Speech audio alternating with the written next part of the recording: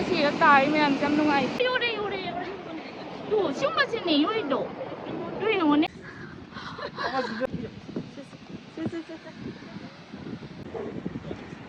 Kay no chibo. Hello everyone, Kurumjari Namaste, Assalamu alaikum. Dubai Oman border yore hojik.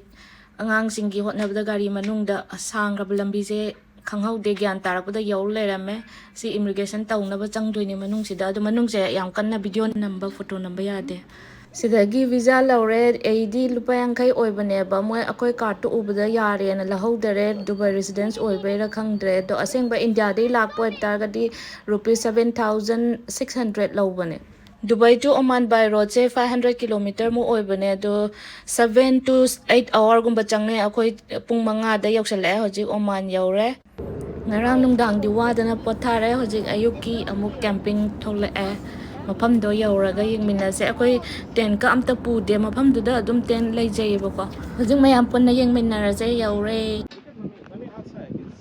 hi ka da la inuna ha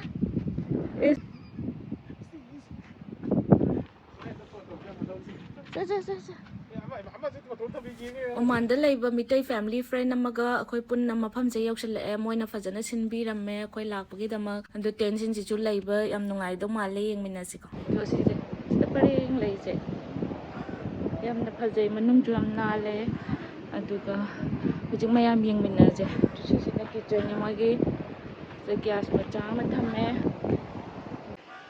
to akoi room oido sina sida oido ba 2 bedroom manung da changaga kamai tawge do yengminas beach ure do ada beach chatlage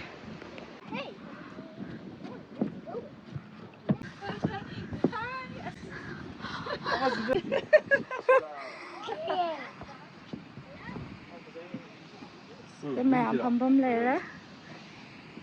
sina bedroom la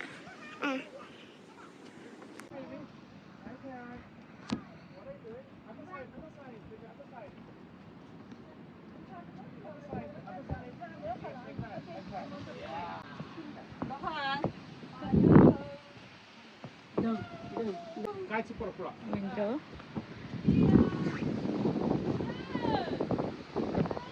moi gi sina thangna bagi 2 bedroom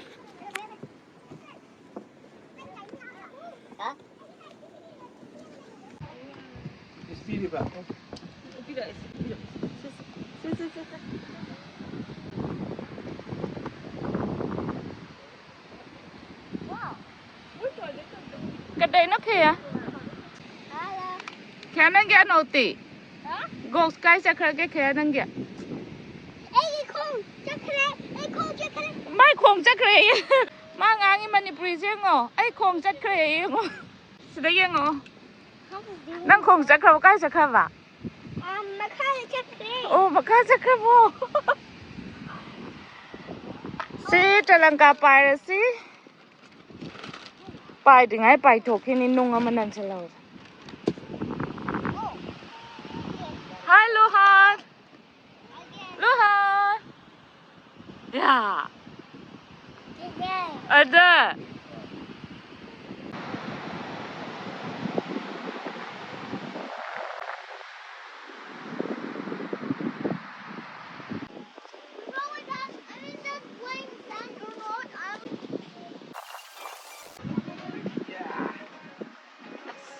beach pra macet ambo mote tu sang yam baje as nak cha ga sina football chana to ro as ka ga ji mon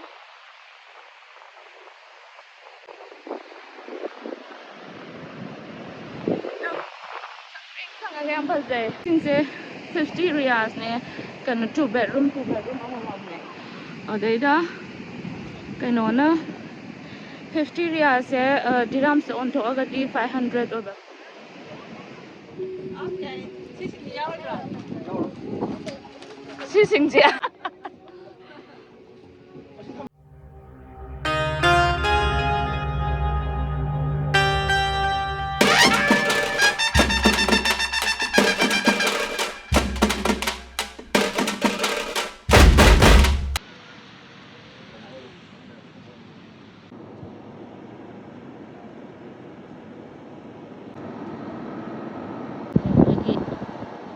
haitare AC ka macha sigi AC thammi ani je wara ma je tunga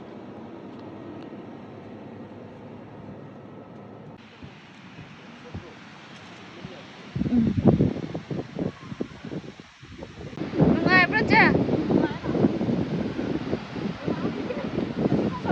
wala ito ala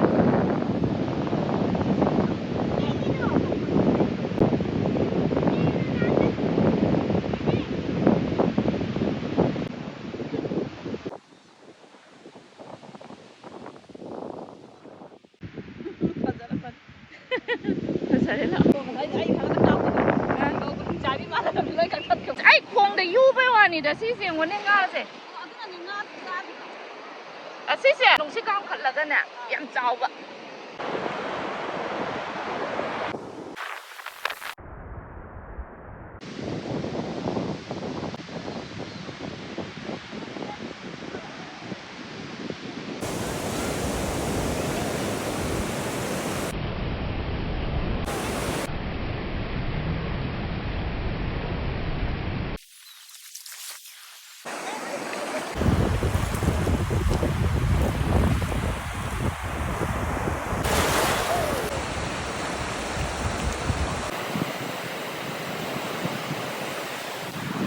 am su ne khong da yu ba na su lo re sing si ki diam nong ai ba ha yau di yau to sa da nong ai roi tung ba sumai na nei se mun nong set chao na kam khat pa ne ba moi se singa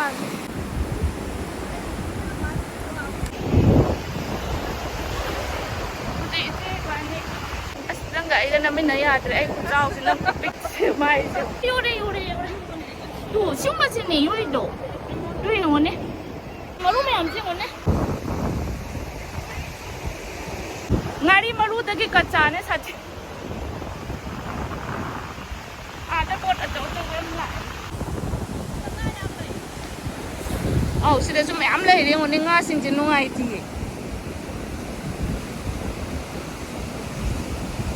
as kai do bai no khang di si tai me am jam no ai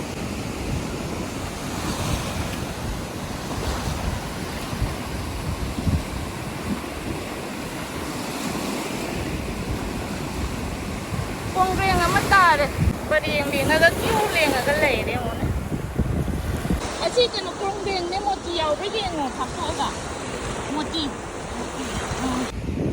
mình nga pha ba kam mo gi cái nó lên làng giúp anh này sama ngang gi nó nó chỗ nó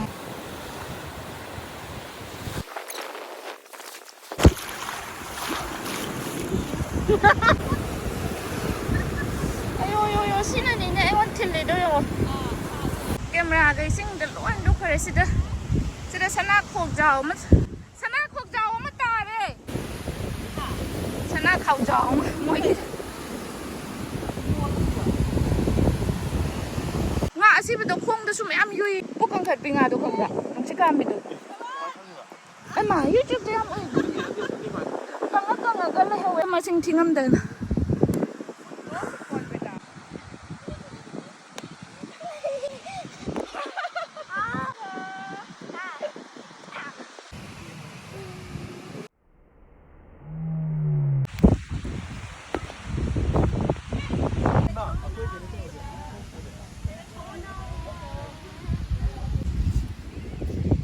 दानो थम जलकनी बखोन थम नरसु अदने म मसन खाना बता या वाइगल ले है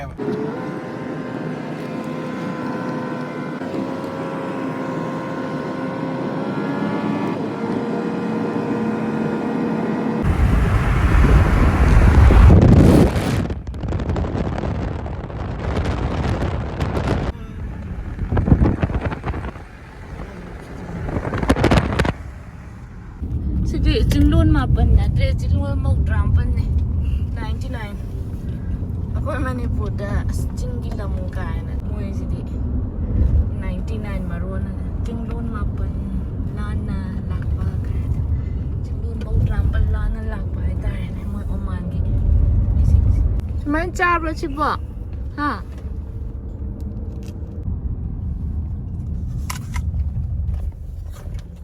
Ay, sinabi yun. Namin. Si natural natin. Natural pa dyan. Pwede na, kasi ang mga anak ko siya, ang mga kuhata. Aduga umanda na.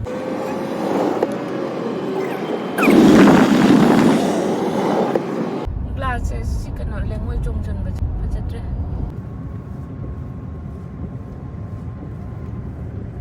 Tada, ano no, kasi tadok pa yung mali. Festival malay ba man?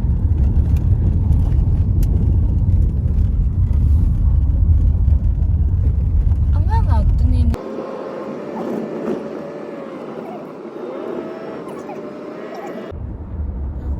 Kayo na? Mang mo din naman eh. Eh, kakay. Youramle. Ya, ubro kang di. Ay, timid na wala ubro. Kamera, dali yung dawa.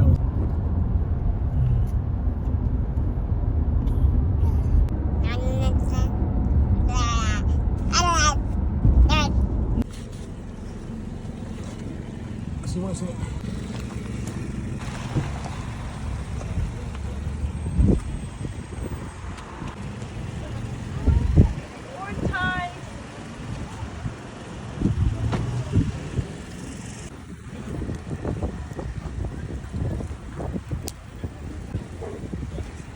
Kayo na ito ba? What is this? Burger. Sorry? Burger. Burger. Burger. Burger की पैसे?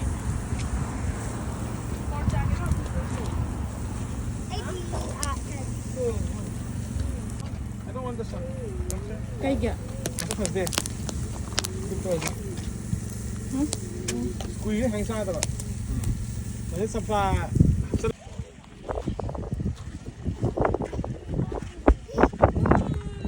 加强这个就是加是对的。就这样一定是。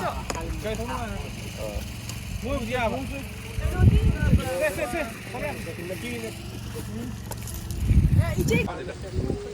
50 好不啦？好样的。啊。谁接